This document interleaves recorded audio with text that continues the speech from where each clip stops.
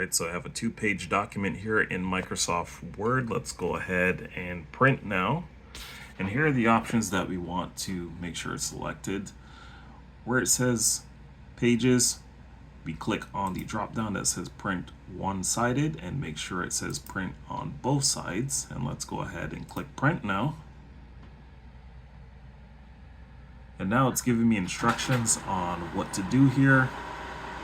Once the page has been printed, all we have to do is flip it and reinsert it. So let's go ahead and do that now. So we have the first page in here. Let's go ahead and print this one and see how it comes out.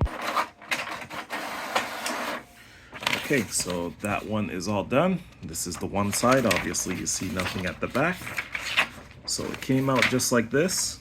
And what you're supposed to do is take it out, flip it over, and then reinsert the blank side here back into the printer, which we're going to do right now.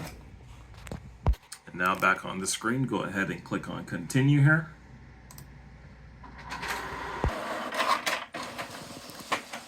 And now that's all done. Let's go ahead and do a quick test here. So let's see, we have this one side that says this is a test, and if we turn it over, we now have printed on both sides of the HP printer.